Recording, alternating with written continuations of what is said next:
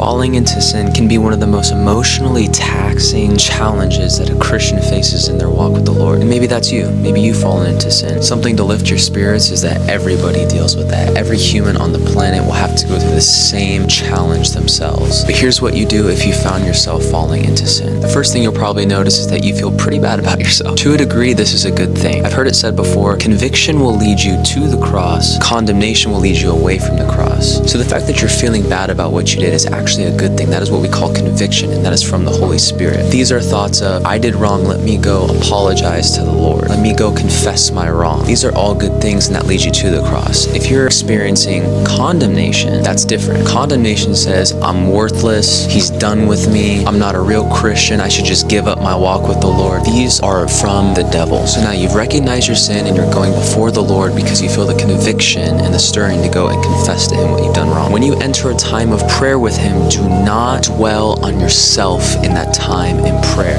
Don't say things like, oh, how could I be so foolish? Oh, how could I have done this? Oh, how could I? That is just a loud cry of self-opinion. But instead, humble yourself before the Lord. Say, Lord, as faulty and weak as I am, what else is to be expected of me? That is why your son came. That is why your son died. So thereupon, give thanks to the Lord. Thank him for his son. Thank him for the fact that you're even talking to him in prayer, because that in and of itself is grace from the Lord. If the Lord was really done with you, you wouldn't want to be speaking to him. You wouldn't feel bad about what you just did, but you do. You have conviction. You have the heart to go to him in prayer. He is not done with you. Now, with this being said, I want to make it very clear. Do not give into the heedless thought that says, oh, because I'm just a sinner, or oh, just because I'm human, or just because that I'm a human, that I have a right to behave wrongly. Do not give into that thought. That is a lie. From this point, admit yourself guilty and confess to the Lord what you've done. And be particular. Don't just say, oh, I messed up in this area. No, be specific. I messed up with lust. I watched something I shouldn't have watched. I was angry. I snapped at this person. I committed murder in my heart, as Jesus says. I've been idolizing money. I've been putting it higher than you, higher than your position. I've been thinking about it more than I've been thinking about you. Be specific with the Lord. Something that I like to think about is if I devote myself wholeheartedly to repenting and confessing and crying out to the Lord, won't he do the same with forgiveness?